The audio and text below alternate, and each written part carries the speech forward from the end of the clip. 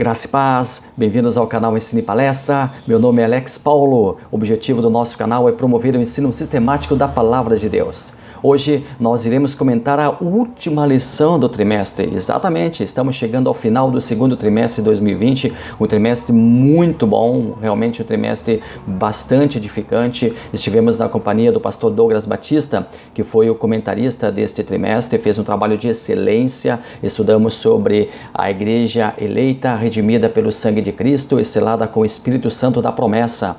Estamos juntos até hoje, encerrando agora o segundo trimestre, fechando a lição 12, que vai falar sobre batalha espiritual. Daqui a pouco nós vamos entrar propriamente no assunto. Assim que chegar a nova revista, a revista do terceiro trimestre, que vai falar sobre avivamento, eu vou fazer um preview aqui no canal.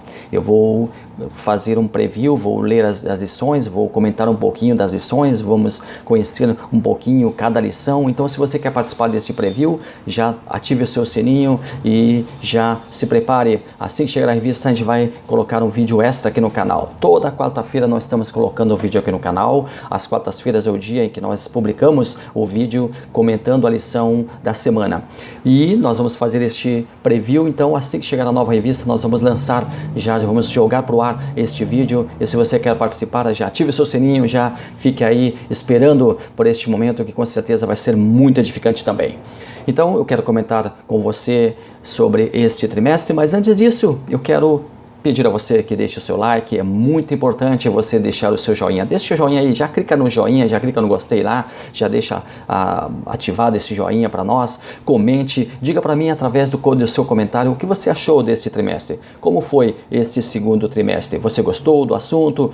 Com qual lição você se identificou mais? O que você achou também dos nossos comentários? Enfim, deixe o seu comentário porque ele é muito importante para nós, é de extrema importância. E também inscreva-se no canal, inscreva-se, faça parte da nossa comunidade. Nós queremos contar com a sua presença aqui conosco, nós queremos contar com a sua ajuda, com a sua contribuição aqui conosco. É muito bom ter você aqui na nossa comunidade. Então, vamos ao estudo da semana. Deus abençoe maravilhosamente cada um de nós.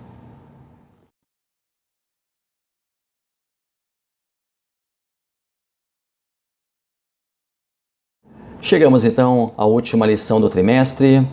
Nós estamos fechando hoje o trimestre Igreja Eleita e nós estamos encerrando com um assunto muito importante. Uma das passagens mais conhecidas da Bíblia Sagrada está lá na carta aos Efésios, que nós estamos estudando nesse trimestre. E a nossa leitura bíblica em classe encontra-se na carta de Paulo aos Efésios, capítulo 6, versículos 10 ao 20. E vamos então conhecer a partir de agora os pormenores desta lição. Nosso primeiro tópico, o preparo espiritual do crente para a batalha. Primeiro subtópico, fortalecidos no poder do Senhor. Segundo subtópico, vigilantes em toda oração e súplica. Nós estamos em uma guerra declarada, uma guerra sem tréguas. Quais são os combatentes desta guerra? O bem e o mal. Nós estamos falando sobre uma guerra espiritual. O engano terrível que algumas pessoas cometem é pensar que o bem e o mal estão no mesmo patamar de igualdade. O bem, Deus, é infinitamente mais poderoso. Um outro erro que muitos cristãos cometem é subestimar o inimigo. Muitos pregadores insultam o diabo dizendo: o diabo está debaixo dos meus pés, o diabo está derrotado, nosso inimigo é fedorento. Não temos que ter medo de nosso inimigo, mas devemos saber que ele é muito mais forte e astuto do que nós. Por ser um ser espiritual, um espírito do mal, ele leva grande vantagem sobre nós. Por ser espiritual e nós carnais, ele leva uma soberana vantagem sobre nós. Em relação aos seres humanos, o diabo ele é poderoso, o diabo é extremamente mais forte, o diabo leva vantagem, ele é espiritual, é um anjo caído. Já em relação a Deus, ele é fraco, é submisso à vontade de Deus. E se Deus fosse lutar, meus irmãos, meus amigos, você que está aqui no nosso canal, se Deus fosse lutar com toda a sua força, não existiria batalha, não existiria embate. Simplesmente não existiria embate. Mas Deus, ele nos dá a oportunidade de nós lutarmos e ele nos abastece das armas necessárias para essa guerra. Você compreende bem isso? Se Deus fosse usar todo o seu poder contra o diabo, simplesmente não haveria batalha. O nosso inimigo não teria a menor chance. Mas Deus, ele coloca nós para batalhar, para guerrear contra o nosso inimigo. Só que Deus nos abastece com as armas. Deus nos municia com tudo aquilo que é necessário para que nós possamos, pela sua graça, pelo seu nome, pelo seu poder, vencer esta batalha.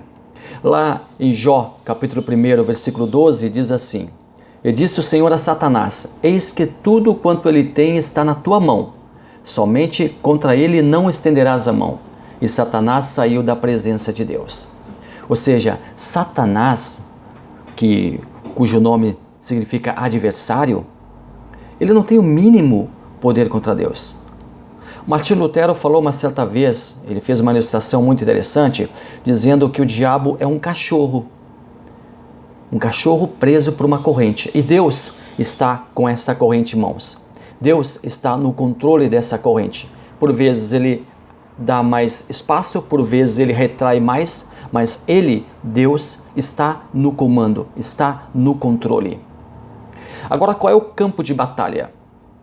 É a mente humana. É na mente que se origina o pecado.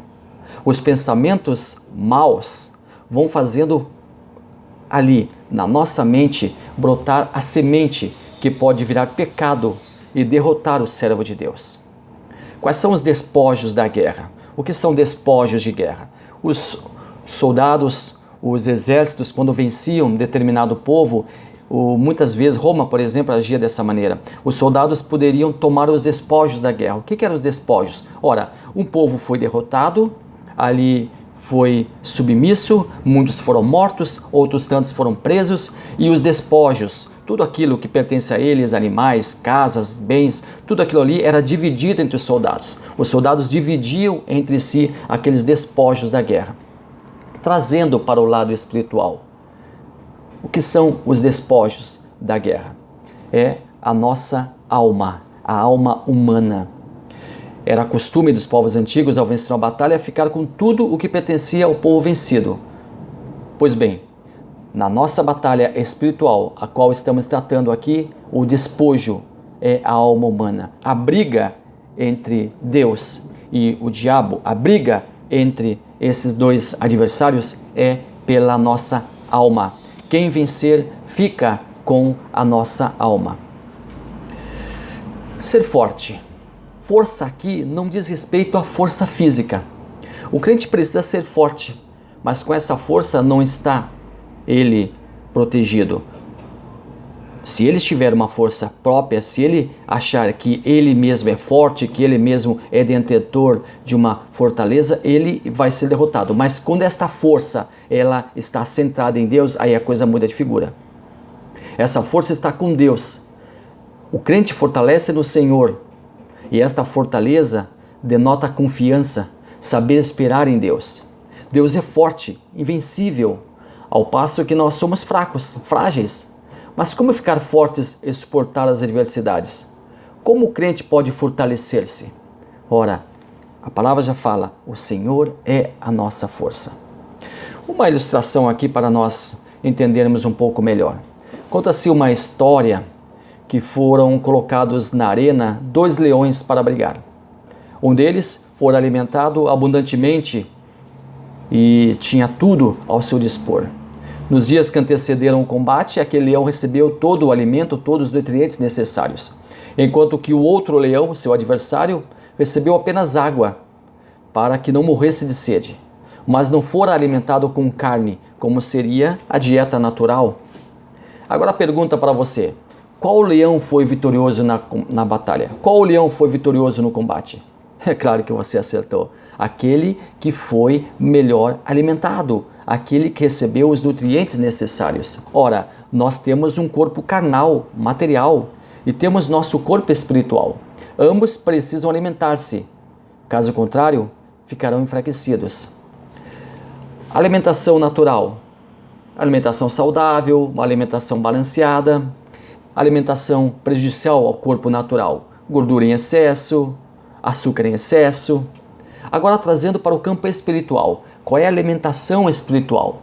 A oração, a comunhão com Deus, a leitura da Bíblia. E aqui vai uma pequena dica para você. Leia um pequeno trecho da Bíblia por dia. Se não puder ler um capítulo todo dia, leia uma porção, alguns versículos. Depois, medite neles por alguns minutos. Jejum também faz parte dessa dieta espiritual. Procure jejuar dentro de suas possibilidades pelo menos uma vez por semana. E aqui uma rápida definição de jejum. Segundo o dicionário bíblico Wycliffe, o jejum na Bíblia implica em total abstinência de toda a comida por um certo período. Sua duração varia de algumas horas durante o dia ou até 40 dias, como nos casos de Moisés, Elias e Jesus. Lembre-se, quando Jesus terminou seu período de tentação no deserto, a palavra fala, teve fome.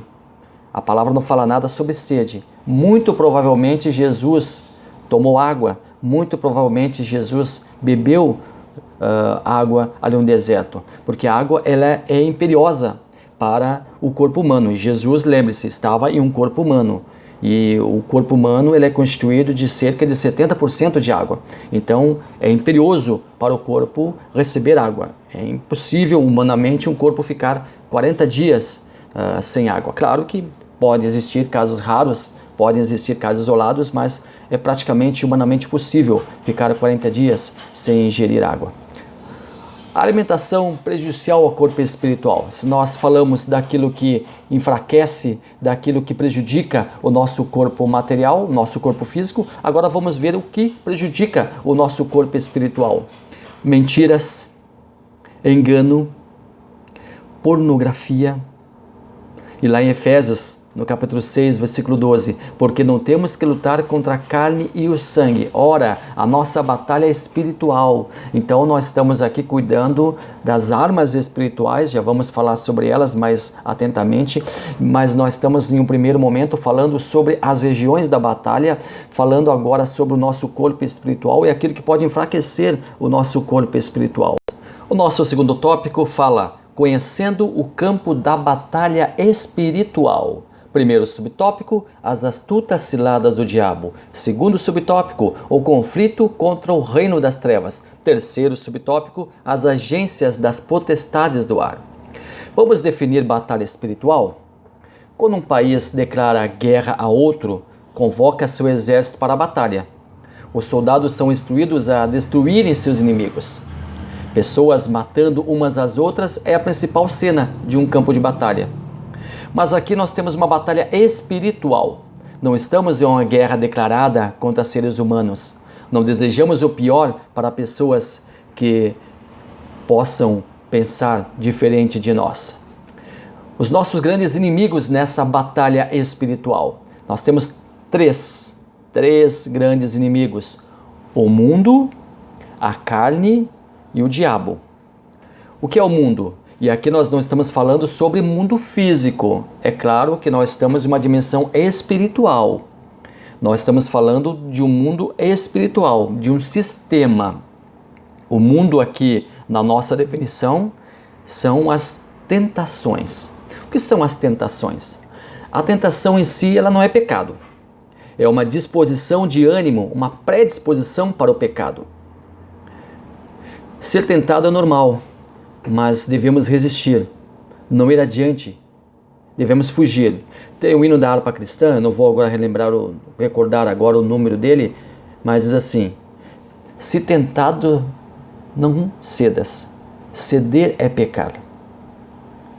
Tentado é uma coisa, ceder à tentação, aí é um outro caminho bem perigoso. Alguns personagens bíblicos que foram tentados, mas não pecaram. Jesus, José, e temos alguns outros também, mas vamos ficar com esses dois aí. Jesus, nós conhecemos toda a sua história, em nenhum momento ele caiu em pecado, embora ele tenha sido tentado. E algumas pessoas, deixa eu abrir um parêntese aqui, algumas pessoas pensam assim, Jesus foi tentado 40 dias. Não, meu amado, meu querido, meu amigo, meu irmão amado que está conosco, minha irmã querida que está nos dando atenção aqui nesse vídeo.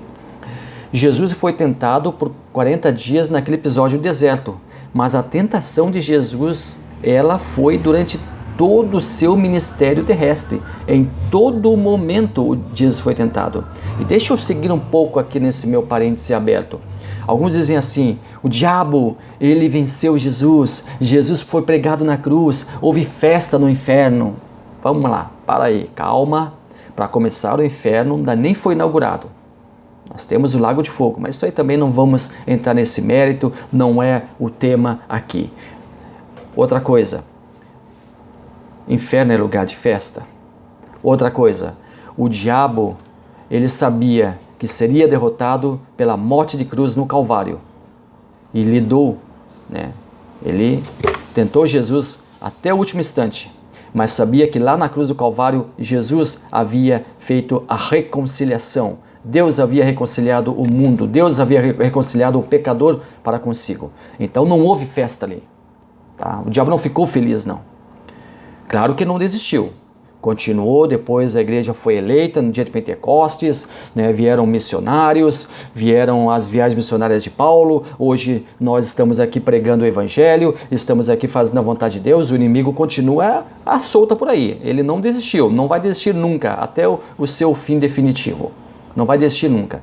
Agora o inimigo, ele não se deu por vencido e ele sabe que foi vencido na cruz do Calvário, ele sabe que houve ali reconciliação com Deus, o homem com Deus, e ele sabe que ali foi a sua derrota, embora ele não tenha desistido. Tá? Então não houve festa nenhuma não houve festa nenhuma no inferno, não houve uma alegria do diabo, não. Ele ficou triste porque Deus havia cumprido o seu propósito para com a humanidade. Porém, ele não entregou os pontos, continua até hoje tentando e nós continuamos nesta batalha espiritual.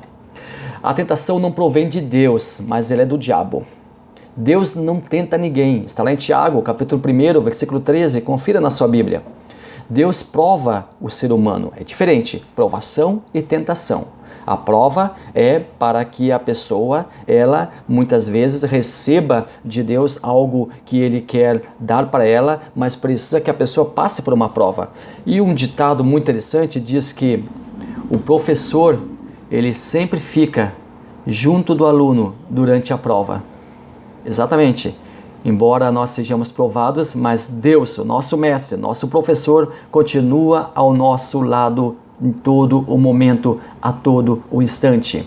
Prova é necessário para que nós possamos nos aperfeiçoar. A tentação, ela vem do nosso inimigo.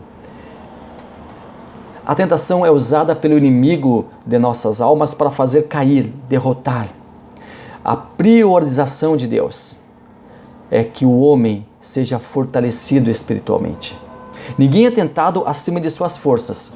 Embora o diabo, ele exerça a tentação, mas Deus, como nós já falamos anteriormente, tem a sua corrente e ele impede que o diabo faça a sua tentação, provoque uma tentação acima do que a pessoa possa suportar. Deus não permite que o inimigo nos teste acima do que possamos suportar. Sua misericórdia nunca se afasta de nós. Um outro agente neste campo espiritual de batalha, a carne. E a carne aqui representa, de novo, vamos lá, estamos falando sobre espiritualidade. A carne, se nós fôssemos atentar para o lado físico, nosso corpo, esse invólucro que nós temos, mas lembrando que nós estamos em uma batalha espiritual, nós estamos falando agora de carne como desejos egoístas. E o terceiro agente dessa batalha, logicamente, o nosso inimigo, o diabo, adversário, sutil, enganador, traiçoeiro, feroz. Nosso inimigo é um ser espiritual. Por isso, nossa batalha se dá no campo espiritual. Por ser um ser espiritual, o diabo leva certa vantagem sobre o ser humano. O diabo era um anjo de luz, seu nome era Lúcifer, que significava anjo de luz, exatamente isso, anjo de luz. Ele servia diante de Deus, pertencia à alta corte dos anjos. Seu nome era Lúcifer e ele era um querubim. Diabo, Lúcifer, era um querubim ungido. Vamos definir bem. Ele era conhecido como Lúcifer, anjo de luz. Ele foi expulso do céu pelo seu pecado. Aí passou a ser conhecido como o Satanás, não é? Nosso adversário, como o diabo, o nosso inimigo. Mas lá no céu, enquanto anjo de luz, ele era da classe dos querubins. Qual é a hierarquia dos anjos? Vamos falar rapidamente, não vamos entrar nesse detalhe. Angelologia é o assunto que trata sobre os anjos e nós não estamos nesse assunto, mas só dar um respingo aqui a respeito da hierarquia dos anjos. Nós temos o arcanjo, que é a mais alta posição, a liderança, o arcanjo Miguel, é o único arcanjo conhecido na Bíblia Sagrada. Serafins, ligados ao serviço de louvor e adoração ao Senhor. E os querubins, ligados ao trono de Deus, guardam o acesso ao trono de Deus. Ou seja, Lúcifer, enquanto anjo de luz, esteve muito próximo de Deus, esteve junto ao trono de Deus, esteve próximo de Deus e essa era a esfera da sua atuação. Lúcifer revoltou-se e queria então estar acima de Deus. Ao ser expulso do céu, levou consigo uma terça parte dos anjos que o seguiram. Agora você vai perguntar, quanto é uma terça parte dos anjos? Ora, se nós soubéssemos quantos anjos havia no céu naquele momento, nós poderíamos fazer um cálculo bem tranquilamente. Mas nós não sabíamos. A Bíblia fala em milhares de milhares de milhares de anjos. E então, uma terça parte desses milhares e milhares e milhares de anjos acabaram seguindo a Lúcifer. Abrindo um novo parêntese aqui. Alguém pode perguntar assim, por que Deus, ao invés de expulsar Lúcifer, não acabou com ele, não aniquilou ele? Olha, irmãos, se Deus houvesse aniquilado Lúcifer, Deus iria contra o seu próprio caráter. Deus iria contra a sua própria identidade. Deus deu o livre-arbítrio, o poder de escolha, e esse livre-arbítrio foi inaugurado exatamente neste processo em que Lúcifer é chamado, os anjos todos são chamados, e Deus ali faz com que todos tenham uma escolha, definam a sua vida, definam o seu futuro. Lúcifer seria expulso e Deus pergunta aos demais anjos, quem vai com ele? Quem vai junto? Quem fica comigo? E os anjos então, muitos deles, uma terça parte, segue Lúcifer e são conhecidos hoje como os anjos caídos. Uma outra parte, a grande maioria, fica ali com Deus. Por que isso? Porque Deus não queria, não gostaria que os anjos que ficassem ali com ele ficassem com medo. Se Deus fulminasse Lúcifer e os anjos maus, os anjos revoltosos, o que os outros anjos pensariam? Opa, esse Deus é poderoso, claro, nós sabemos disso. Esse Deus é um Deus extremamente poderoso, mas também um Deus terrível. Se a gente não faz o que ele quer, ele destrói. Se a gente não anda conforme ele quer, ele acaba, ele aniquila. Não, Deus não quer ninguém servindo a ele por medo. Deus não queria que os anjos ficassem ali servindo ele com medo, não. Queria que os anjos ficassem ali servindo ele por livre e espontânea vontade. E quem ficou ali no céu, ficou porque queria realmente ficar. Ficou porque realmente estava disposto a ficar ao lado de Deus. Ou seja, todos ali exercitaram o seu livre-arbítrio. E esse livre-arbítrio, ele é dado ao homem. Nós temos também o nosso poder de decisão. Nós sofremos constantes ataques desses três grandes inimigos. Nós lutamos contra eles todos os dias, a cada instante. Lá em Efésios capítulo 6, versículo 12 diz, mas sim, contra os principados, contra as potestades, contra os príncipes das trevas deste século. Principados e potestades. Principados são territórios ou estados, cujo soberano é um príncipe, por isso principado. Onde o príncipe é o soberano, onde o príncipe manda, onde o príncipe gerencia. No caso do texto em questão, o principado das trevas. Potestade significa aqueles que têm grande poder. Então, potestade, não existe somente potestades do mal, existem as potestades do bem, aqueles que têm poder. Potestade, aqui nós estamos falando aqueles que têm poder para fazer o que é mal. Então, principados e potestades aqui nesse contexto atual são príncipes do mal, são príncipes das trevas que têm poder para fazer o mal. De novo, poder delimitado por Deus, ok? Deus sempre no controle. Lá em Efésios capítulo 6, versículo 12, contra as hostes espirituais da maldade nos lugares celestiais. O que são hostes espirituais? São tropas de um exército, prontas para atacar a qualquer instante. Onde necessitar de reforço, elas estão preparadas para agir. São as hostes espirituais. Temos aqui então as hostes espirituais da maldade e as hostes espirituais do bem. Ok? Muito tranquilo isso. Mundo espiritual. O mundo espiritual é o campo de atuação desses seres que trabalham diuturnamente para impedir nosso acesso a Deus. Quais são os níveis de batalha? Várias batalhas acontecem e existem várias estratégias que são utilizadas em uma guerra. Lembre-se, uma guerra tem várias batalhas. Nós estamos em uma grande guerra contra o mal e nós temos várias batalhas, vários períodos da nossa vida onde nós somos afrontados, onde nós guerreamos, onde nós lutamos, onde nós prevalecemos. Muitas vezes nós temos que recuar também, faz parte da estratégia de guerra. Os exércitos muitas vezes tinham que recuar, em muitos casos exércitos recuavam para uma nova estratégia, uma nova tomada de decisões e depois voltar ao campo de batalha. Isso faz parte também da nossa vida. O importante é não desistir, o importante é não parar.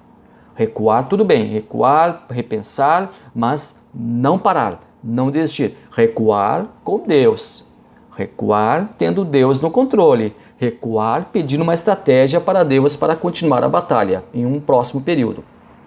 O que é uma cilada? É uma emboscada, uma deslealdade, uma traição, engano, armadilha. O inimigo faz o crente pensar que não faz mal ganhar um dinheiro por fora, se aquele valor for utilizado para comprar algo que falte para sua família, por exemplo. Esta é uma cilada da vida. Um exemplo hipotético de uma cilada. Digamos que você esteja ali no caixa de um supermercado, a operadora está ali fazendo o registro das suas compras e ela lhe informa que o valor das compras deu R$ 98. E aí você entrega uma nota de 100 para ela. Ela pega essa nota de 100 e acaba se atrapalhando, se baralhando ali e fazendo o troco e devolve para você R$ 100 novamente. Aí você pode pensar assim, oh meu Deus, que maravilha, Deus agora está propiciando uma vitória para mim. Eu estava precisando de um dinheiro e Deus fez com que esse dinheiro do nada surgisse. É errado? Completamente, absolutamente errado, porque aquele valor ali vai ser descontado daquela menina, aquele valor ali vai ser descontado daquela funcionária, ela vai ter que reaver aquele valor para a empresa. O certo é, não, só um pouquinho moça, você se enganou, eu dei uma nota de 100 e você acabou me devolvendo o troco errado, refaça a favor das contas e me dê o troco correto. Isto é certo, isto é o correto, isto é a coisa legítima a fazer. Então muitas vezes em algumas ciladas que nós pensamos que estamos sendo abençoados, não, nós estamos sendo muitas vezes provados por Deus. Ok? Então este é apenas um exemplo hipotético de uma cilada. E outros exemplos que poderiam serem citados aqui, que acontecem todos os dias, né, no nosso cotidiano, mas não vamos também nos deter a este assunto em particular. Bom, vamos agora às posições na batalha. Existem posições diferentes utilizadas em uma batalha. A posição de vanguarda, que é a posição de ataque, quando o soldado está enfrentando o inimigo frente a frente. São usadas as armas de ataque. Na posição de retaguarda, a posição de defesa e proteção. Em uma batalha, os soldados ocupam as duas posições. Ninguém pode ficar em uma única posição. Ou seja, muitas vezes nós estamos na frente da batalha, muitas vezes nós estamos lutando contra o inimigo, nós estamos lutando contra algum problema, contra alguma dificuldade, mas tem pessoas na nossa vanguarda.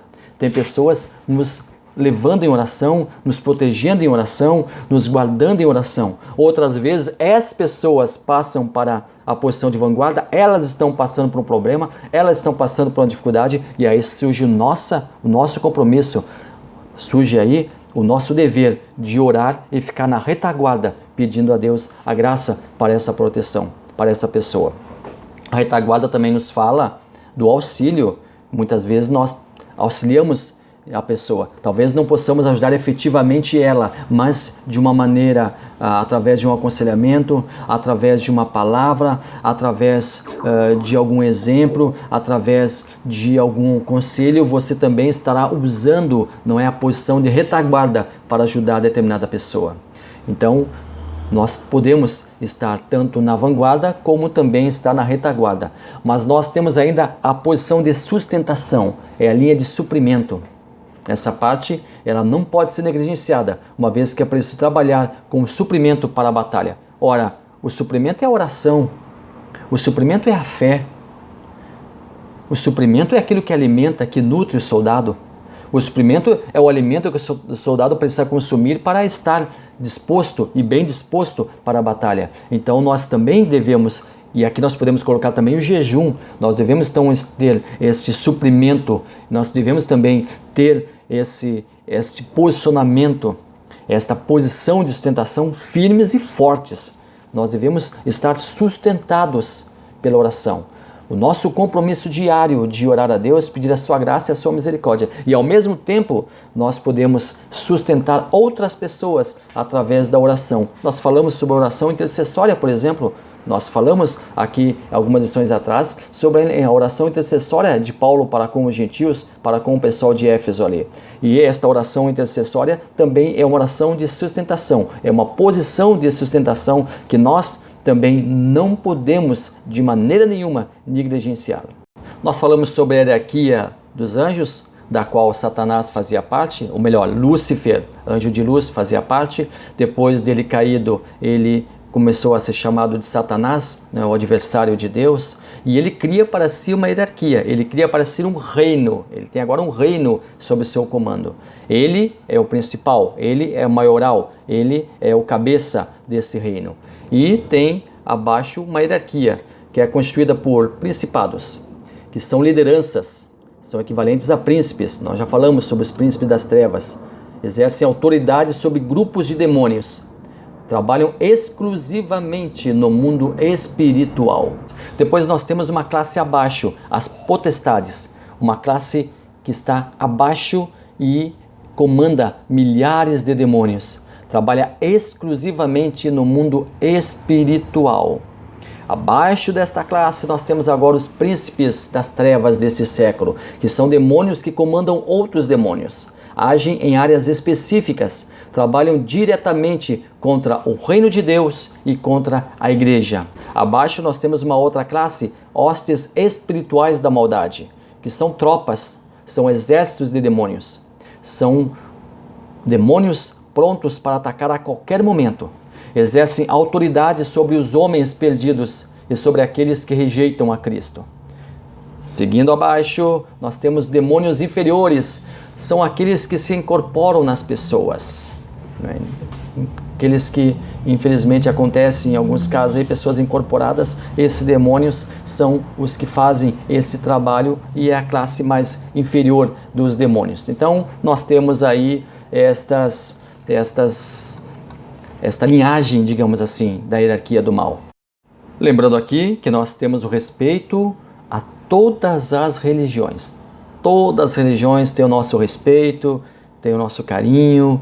Nós falamos aqui sobre o livre-arbítrio que Deus deu ao homem. Olha, o homem tem o livre-arbítrio, tem o poder de decisão de também ter a sua religião, né? Cultuar a quem ele acha que deve cultuar. Então, nosso respeito a todas as demais religiões, mas nós aqui colocamos o nosso posicionamento.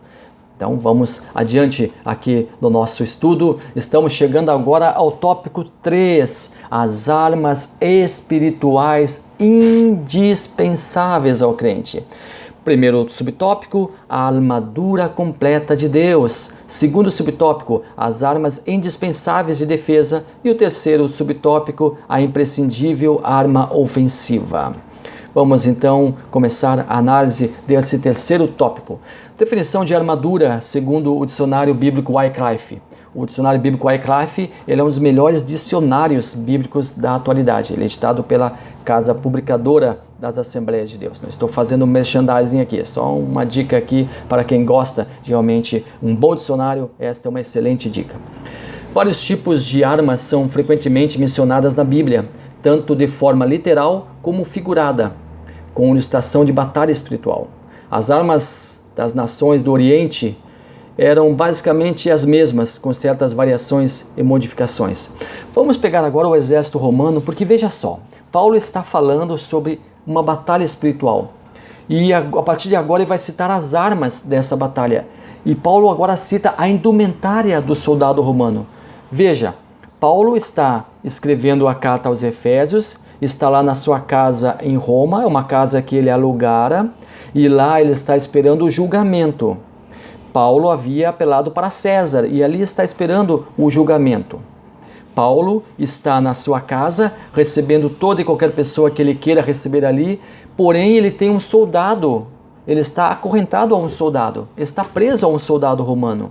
Então esta figura de um soldado romano está muito presente na cabeça de Paulo e também dos seus leitores, porque Roma estava dominando ali. Roma era o grande império da época. Soldados romanos eram vistos em toda parte. Em toda parte se viam soldados romanos, então era muito fácil essa ilustração ser entendida para aquelas pessoas a quem Paulo estava se dirigindo.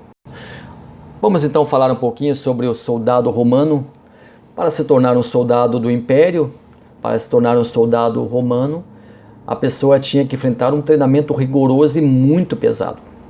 O alistamento acontecia entre os 18 e 23 anos, em um curso básico que durava cerca de 4 a 5 meses. Já no primeiro dia, o soldado receberia uma medalha com o seu nome e a legião a qual ele pertenceria. Ele deveria então carregar essa medalha todos os dias enquanto estivesse no exército. A altura mínima para ser aceito era de no mínimo 1,80 m e a carreira militar durava cerca de 25 anos. Durante o período que estivesse no exército, o soldado não poderia se casar ou juntar grande soma de dinheiro. O pagamento de um soldado era de, segundo alguns relatos, 50 moedas de prata por ano. O pagamento incluía auxílio para a manutenção. Parte do salário de um soldado era paga em quantidade indefinida de sal. Era o chamado soldo. Daí vem a expressão salário. A palavra soldo vem do latim sadari ou dar sal. Então essa expressão acabou criando o que conhecemos hoje como salário. Mas o soldado, dependendo de sua entrega ao trabalho em nome da glória de Roma, poderia receber presentes do imperador. E muitos, inclusive, ficavam ricos. Ao dar baixa, o soldado recebia um terreno em uma colônia romana, uma quantia de dinheiro que constituía um fundo de aposentadoria e alguns empréstimos adicionais do governo. Então era uma carreira muito promissora, é claro, se a pessoa chegasse até o final da sua carreira, né? Se não morresse em batalha, não é? Se não ficasse no meio do caminho, a pessoa conseguisse se aposentar, não é? Como soldado romano, ela realmente ficaria muito bem. Vamos então ao tópico 2, as armas indispensáveis de defesa. Lá em Romanos 6 e 14... Estai, pois, firmes, tendo cingidos os vossos lombos com a verdade. Aqui nós temos o cinto como uma arma de defesa, ou cinturão militar. Era um cinto forte, projetado para sustentar o corpo e ao mesmo tempo para cobrir algumas áreas do abdômen que porventura ficassem desprotegidas pela couraça. Alguns cinturões, de fato, parecem ser incorporados à couraça para que a mesma ficasse mais forte, mais firme. A importância dos cinturões como parte da armadura é tanta que a preparação necessária para o combate era chamada de cingir-se. O que significa o cinto no campo espiritual? Verdade. A verdade é sempre a melhor alternativa. A mentira, a falsidade, o engano não fazem parte ou não deveriam fazer parte de uma pessoa que se professa cristã. Ao fazer um negócio, seja honesto, seja cumpridor da sua palavra. Ao receber o troco no mercado, conforme nós já usamos aqui como um exemplo, uma ilustração, faça, não é, com que o troco, né, chegue corretamente às suas mãos. Não deixe que uma pequena mentira, uma coisa, sabe aquela coisinha que parece que não vai atrapalhar, que em algum momento parece que vai ajudar, aquela mentira que contada parece que não vai machucar, não vai ferir a pessoa, não vai deixar ninguém triste, não. A mentira, quando ela vem à tona, quando é descoberta, ela tem um poder de destruição muito grande. Então não deixe que uma pequena mentira, uma coisa de nada, atrapalhe seu relacionamento com Deus. Uma outra arma de defesa está lá em Efésios capítulo 6 e 14, vestida a couraça da justiça. O que é a couraça? Era feita de metal ou couro para proteger o peito e as costas do soldado. E no campo espiritual significa justiça. A justiça de Deus preserva o crente. E também nosso senso de justiça ao fazermos os nossos trabalhos, ao fazermos as nossas coisas corriqueiras da vida, também faz parte desta arma de defesa que nós temos contra o mal. Lá em Efésios 6 e 15 também fala dos calçados os pés na preparação do Evangelho da Paz. Mais uma arma de defesa, o calçado. Já nos dá também aqui o âmbito espiritual, o Evangelho da Paz. As pernas dos soldados romanos eram cobertas por grevas, uma espécie de caneleiras, e calçavam sandálias. Isso ajudaria em seus movimentos em solos acidentados, para que não fossem impedidos de passar por aquele terreno, não é, onde tivesse aqueles obstáculos. Então nós temos aqui o Evangelho da Paz como uma arma de defesa. O Evangelho é boas novas, caminhar e pregar. Evangelista, caminhar, pregar, desbravar, andar por estradas, por caminhos, para que a obra de Deus ela avance. Não é? Então o calçado aqui fala sobre o Evangelho da Paz. Uma outra arma de defesa, lá em Efésios capítulo 6, versículo 16, tomando sobretudo o escudo da fé, com o qual podereis apagar todos os dardos inflamados do maligno. O escudo da fé, aqui já fala, né? Parte física, escudo. Parte espiritual, âmbito espiritual, fé. É uma arma de defesa. O escudo romano era uma grande peça alongada de madeira coberta de couro. Suas medidas aproximadas eram de cerca de 1,2 m por 75 centímetros, o suficiente para cobrir todo o corpo. A fé, ela tem que ser ativa, ela tem que se manter em alta para cobrir os problemas. A fé ativa, ela se mantém em alta e ela cobre os problemas.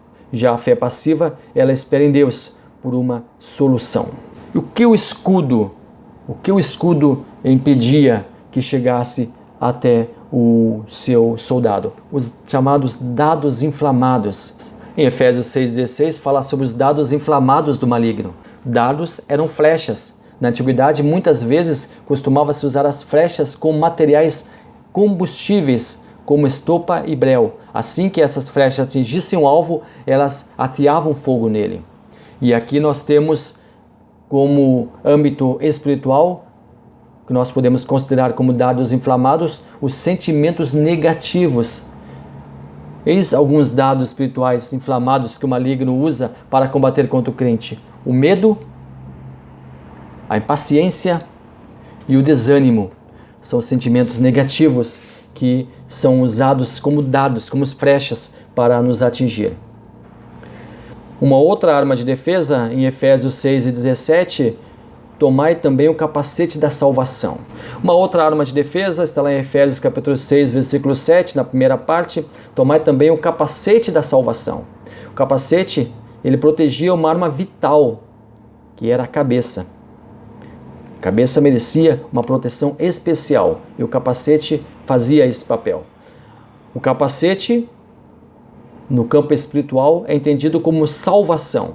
A salvação abrange o passado, o presente e o futuro do crente.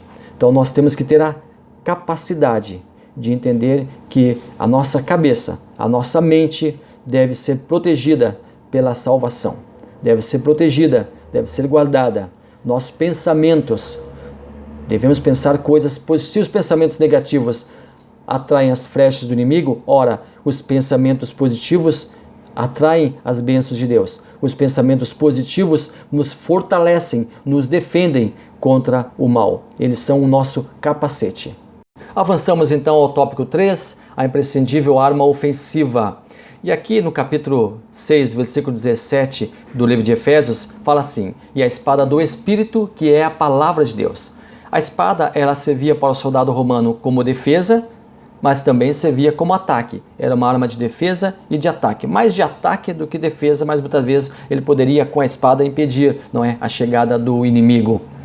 E no âmbito espiritual, a palavra de Deus.